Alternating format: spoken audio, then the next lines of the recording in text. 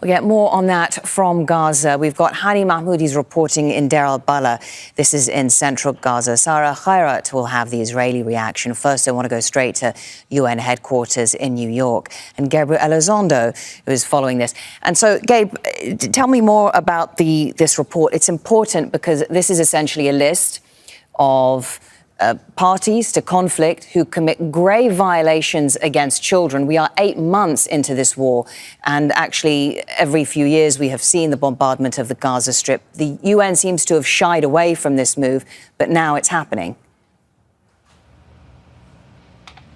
Yeah, that's right. And maybe the Secretary General's hand was almost forced because, as you mentioned, more than 15,000 children now dead in Gaza since Israel began its war on Gaza. Now, this is a list that is put out by the Secretary General every year for many years now, and no country or no party to an armed conflict wants to be on this list. In fact, it's known as the list of shame, if you will.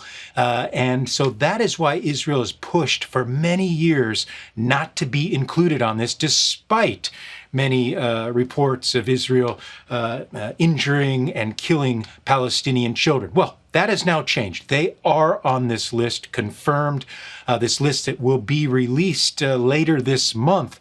However, the UN was sort of forced to confirm this today on Friday because the Secretary General's office kind of gave a heads up to the UN ambassador, the Israeli ambassador to the UN, and then he posted on social media a response and the recording of the phone call.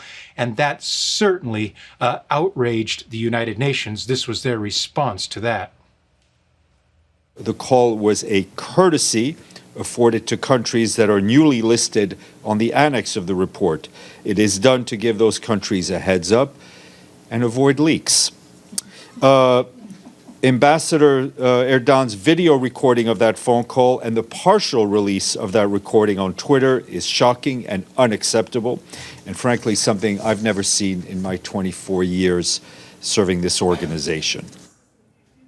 Gabe, are there any practical implications or consequences to Israel being included on this list? Well, we asked the spokesperson that. He said, well, that's up for every member state to really decide. But certainly this sends a very loud and clear message that Israel is in violation of their obligation to protect children during armed conflict. There's certainly some political and very much diplomatic consequences because this really includes Israel on a list that no country or any party to a conflict wants to be part of. This is an extensive report that's put out every year. Just last year, it was more than 40 pages long. It's very detailed.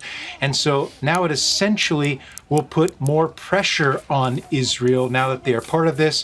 And that is why they have tried to not be included for so many years. Thank you very much. Gabriel Elizondo bringing us all the latest on this from UN headquarters in New York. Responding to the UN disclosure, the Israeli Prime Minister Benjamin Netanyahu said in a statement, today the UN added itself to the blacklist of history when it joined those who support the Hamas murderers. The IDF is the most moral army in the world. No delusional UN decision will change that. Sara Khairat joins us live now from Amman. Any other reaction from Israeli politicians to this? Yeah, Mariam, there's been a few statements with the same sentiment. We heard from the Israeli Foreign Minister Israel Katz, and he posted on X saying a shameful decision, an act of villainy, he called it. But he also says that Antonio Guterres will be remembered in history as an anti-Semitic Secretary General who chose to ignore Hamas's sexual crimes and Israel's right to defend itself. And of course, adding that it's a statement they've always maintained throughout, that they are the most moral army in the world. And then we've also heard from one of the war cabinet members, Benny Gantz, in a statement saying that we will continue to fight our just war. He says the UN puts Israel in the same boat with ISIS while Israel is waging a just war, and it's in accordance to international law.